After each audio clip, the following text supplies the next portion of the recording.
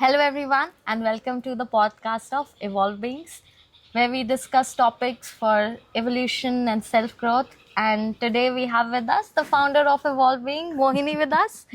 And Mohini, how are you feeling today? I'm feeling good and I'm very happy to do this podcast together with you. So, Thank yes, you. Yes, thanks for coming and inviting. thank you. Yeah. Mohini, आज के लिए I have thought about uh, ranging topics like death, darkness, silence, and I want to hear from you कि आपका क्या take है and how you can guide us into dwelling into these deeper topics.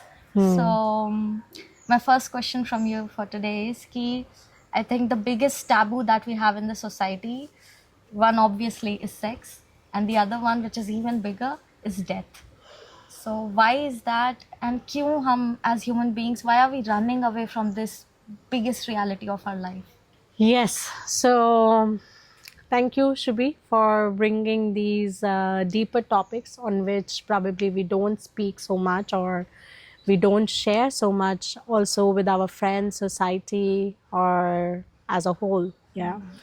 And both the topics, and also as Osho said, that sex and death are the most scary subjects for us as humans to talk about, and the most taboo subjects. And even if we see death, I was trying to see that women are not allowed in graveyards.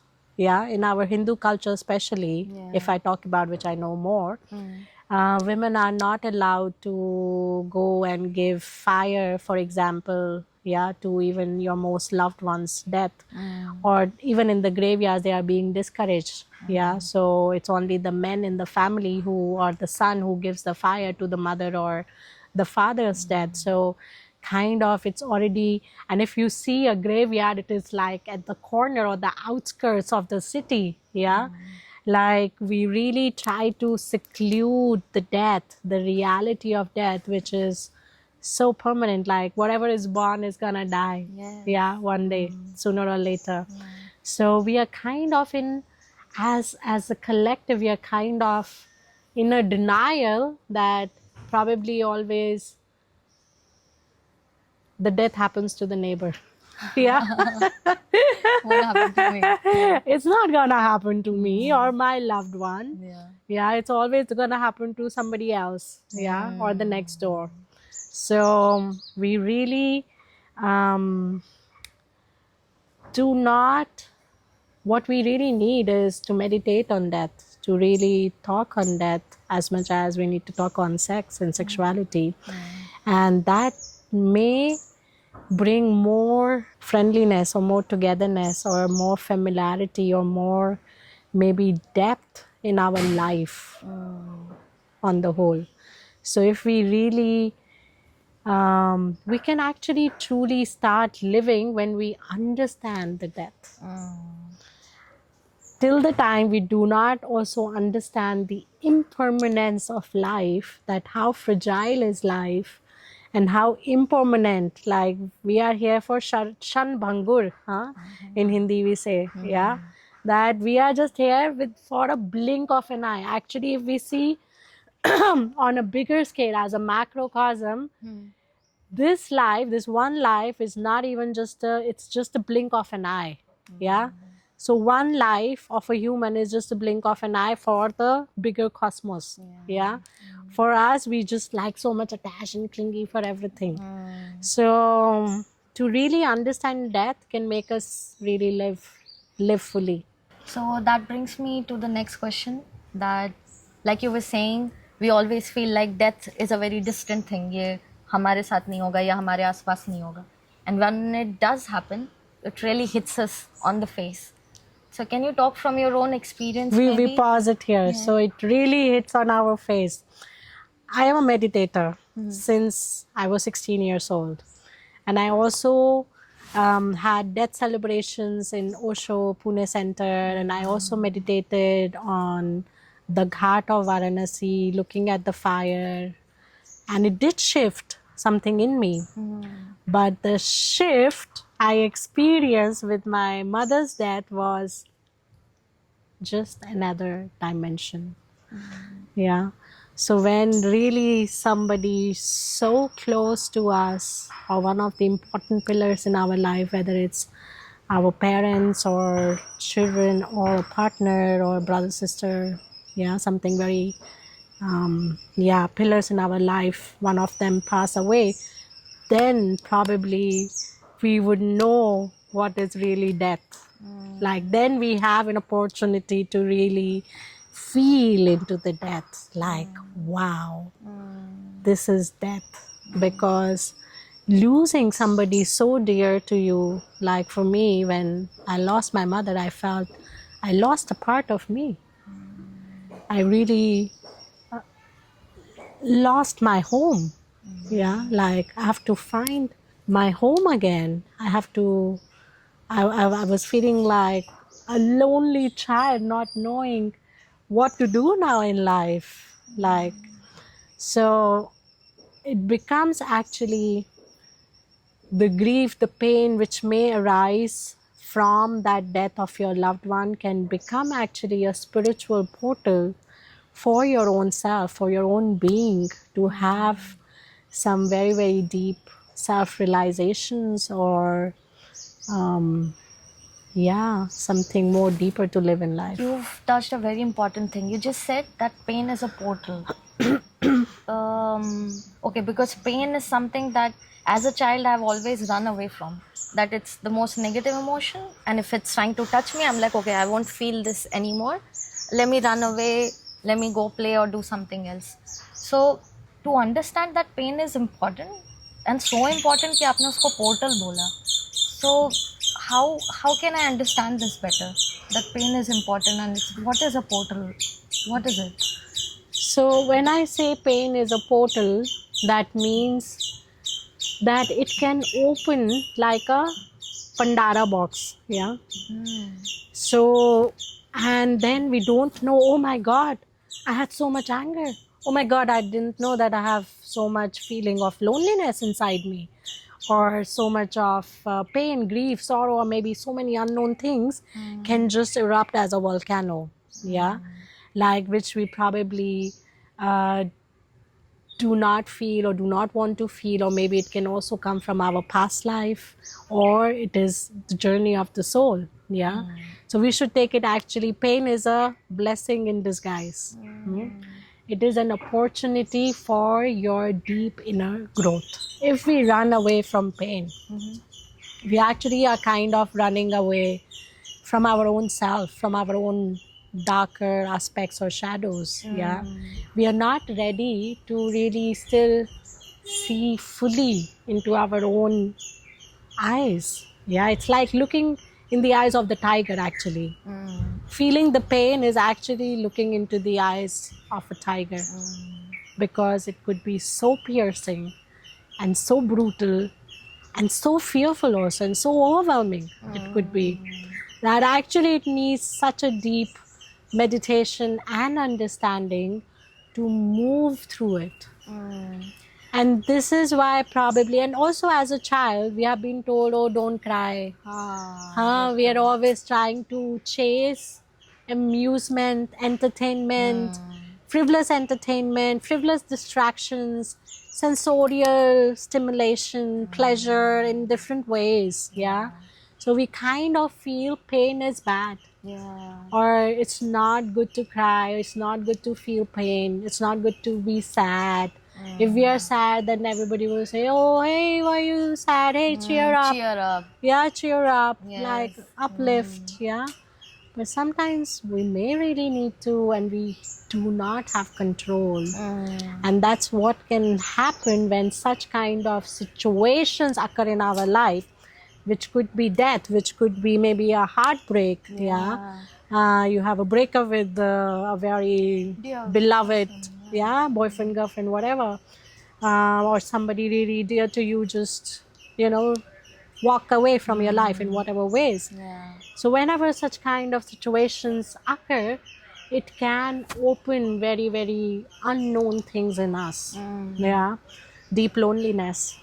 And we are always running away from the loneliness, and this is why we are running from life. So one quick question I have, that in day-to-day life, how can a person know that they are running away from the pain? Because we are constantly running away, you know. So office जा रहे हैं, काम कर रहे हैं, ये पता ही कैसे चले कि मैं इस भागने की परस्यूट में हूँ? कुछ ऐसे साइंस होते हैं क्या that you can guide a person? So if we are just chasing high in life, like constant high, like dinching, dinching, dinching, like only rock and roll music, like hey, yes, let's go party, let's go drink alcohol, have some drugs, have some just chill with friends, and just working and just gadgets and not really taking out any moment Yeah. to sit with yourself, to really, okay, I've done enough for today. Like that really means that we are escaping. Trying to escape it. Yeah. That we are escaping. Yeah. So we are escaping from our own self, we are escaping to feel something, we are escaping to feel life overall. So yeah, that's a sign. And that would lead to some kind of numbness later on. Okay. You mentioned Or that a disconnection. Okay. Yeah, I have so many people who comes to me for the counseling and they would say, I have everything now, I have achieved everything, I have a good job, I have a family, I have children, I have blah blah blah, whatever list of being a successful person in a materialistic life we consider, I have all this, Okay. but I feel bored, or I feel there is no joy to life. Yeah, so this is what happens when we are just running to get our checklist done. More money, more this, more this. Okay, now this is all achieved, and then suddenly we feel like, oh, in all this chase, I lost something and I lost a big part of myself. And then we need to trace our steps back. Where did it all begin? Yeah. It's almost like you feel something, but it's so hard to confront to it. So we make like a small box, and the older it gets, it becomes very dense and tiny, but it still lives somewhere. Exactly. So the further we go, probably the tinier it seems, and yeah, we feel like we have gone long way, but Yeah. there's always a way to come back. Yeah. And then in such situations, all this death, uncertain situations which shakes us in life, that can act actually as a portal, what I say, to come back, to trace the steps back to ourselves. And in fact, these are the spiritual blessings which probably, as I said, blessing in disguise, to find this time to slow down, to let go things which are not important, things which don't matter, but we are clinging to. So pain helps, like the sword of Kali, to cut through all these illusions of mind, to cut through all the drama of life, to cut through these perceptions or the things we are attached to, or like illusions, different kind of illusions. So the pain helps to cut through all this. It acts like a sword, it acts like a Kali in our life, that cutting through all this and come back to yourself. So this is closely related. Can you talk about some examples of what can probably happen if somebody does not process the pain that they're feeling, of let's say somebody who's passed away, and where that unprocessed grief can take us and can kind of start to shape our life in ways we do not want it to shape our life? Yes, that's a beautiful question, because whatever we are in our life, we become. It is somehow the conscious unconscious choices we are making. Yeah. So for example, for a woman, in case if she has lost her father, and then probably the next relationship she would choose, maybe she's looking for a fatherly figure who can give her protection, which she may not be feeling inside her after her dad passed away. Okay. Or if in case that woman is feeling financial instability or instability in some other ways, then she may look for a partner who can provide that. Yeah, for example. Now, or a sugar daddy. Yeah, sometimes we say, oh, or somebody who's very elderly than her age. So these are the small examples. Or maybe if we feel financially unstable, we may get into very corporate job, or into the system, and feel unsafe that, oh, if I won't work, something will happen to me. Yeah, I can't rest if I won't work. So there are different examples, different behaviors which manifest because of these underneath fears. Yeah. So whether we realize it consciously or not, this is how the fear makes us operate in life. And similarly, how desires also makes us operate in life. Yeah. So all these things needs awareness, meditation, psychological work, shadow work. Yeah, tantric work. So yes. That reminds me of a very beautiful quote from Paulo Coelho. He says that there are two ways to lead a life. One path is the path of love, and the other path is the path of fear. But then, who would want to walk the path of fear? Everybody would want to walk the path of love, they say. But then the path of love requires courage, वो होता नहीं है. And that's why unconsciously we start to walk the path of fear. So, how can you inspire us to walk the path of love even जब इतना डर लग रहा हो, जब पूरी अनस्टेबिलिटी हो गई हो, समझ नहीं आ रहा हो? So path of love is actually going through these fears only, not sidelining or bypassing that. Okay, fear I will deal later, but let me choose love, let me choose happiness and joy right now. That doesn't happen. Yeah, there is no like two different boxes.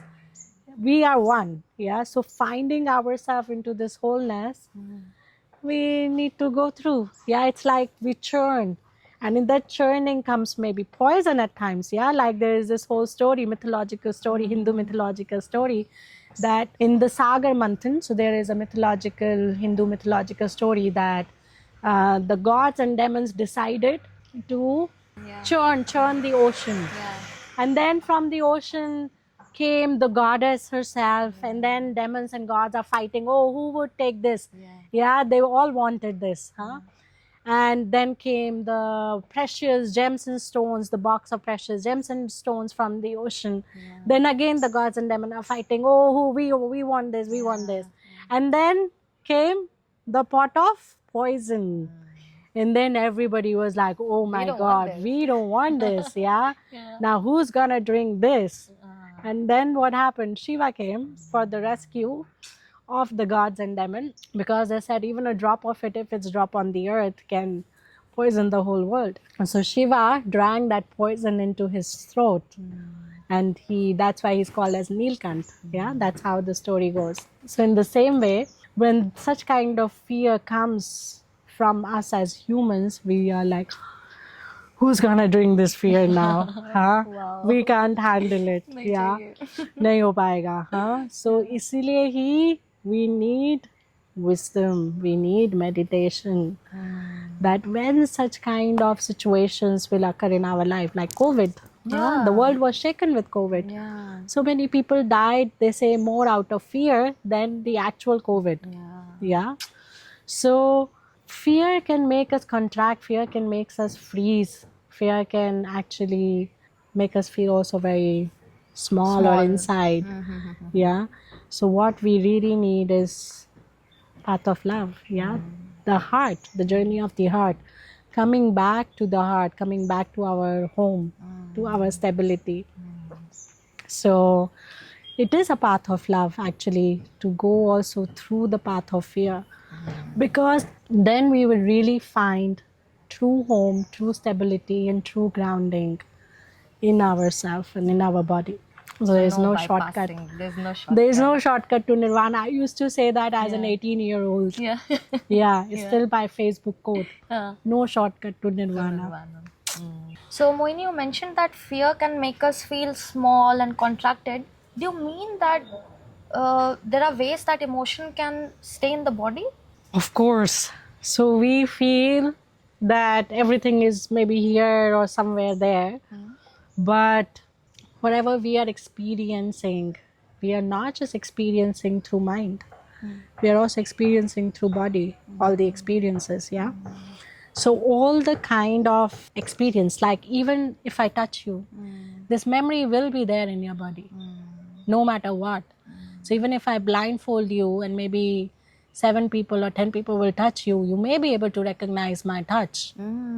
Yeah? Yes. Because the body has its own wisdom, has its own compass, has its own reading. Yeah?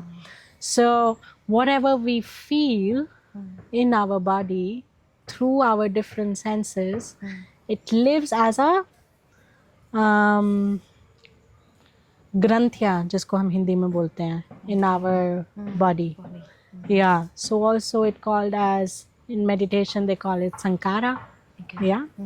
So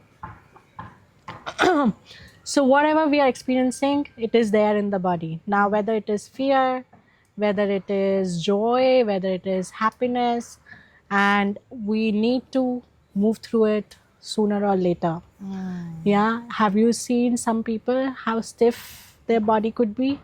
How maybe inflexible, or how maybe contracted, yeah, or how maybe their shoulders are like drooping, or maybe neck or chin is falling, or some defect or other, yeah.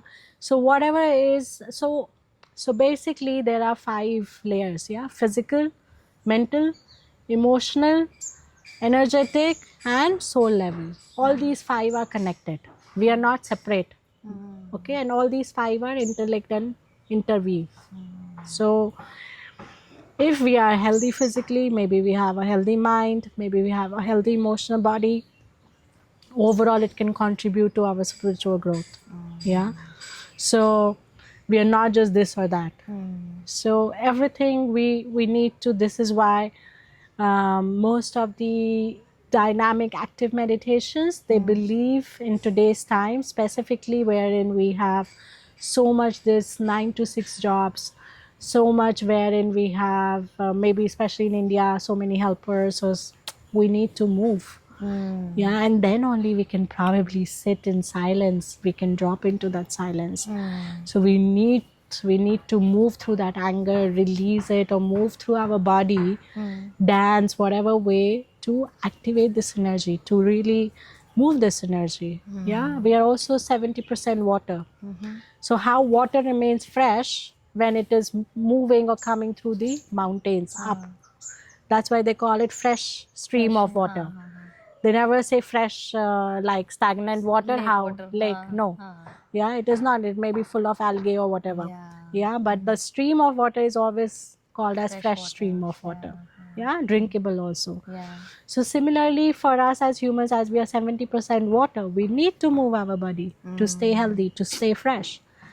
This is why I always tell people who come for consultations that bring a physical fitness and routine on everyday basis. Move. So basically, emotions are not just over here; they travel through the body. इसलिए movement बहुत ज़रूरी है. They live in the body. They live in the body. So any unexpressed anger, It'll maybe be there. for women especially, they are in their womb. And in fact, we get a chance every month because we have periods, menstrual cycles. So we actually women get an opportunity to cleanse and detox even emotionally every month. So we are not just cleansing the blood through menstruating, we are also cleansing our emotional body. Wow. So a woman who is wise enough or who allow first 2 days of rest can also cleanse every month emotionally. And if she does, her womb, her periods will stay healthy. Wow. Okay. Because we do not, and for us as women especially, it's very important to move through the emotions because feminine feels even more. Yeah. So moving through the emotions. So basically, first is that you feel whatever pain or grief you're experiencing, and then you start to move so that it can expand out of your body. And then we come to the last part that you said was silence. But then in the current society, everybody is running away from silence, you know? Like we are trying to constantly find ways कि कहाँ भाग जाऊं बस सुनना ना पड़े अपनी अंदर की बातों को. So what can you tell to a newbie who's trying to meditate but still डर लग रहा है और भागने की इच्छा कर रही है? So what is your guidance towards it? So, to anyone who is a beginner who hasn't been introduced to meditation, I would say start reading something wise, something greater than you. Yeah. It could be scriptures, it could be a book of some enlightened mystics or saints that can inspire, at least as a first step. Then find a community to inspire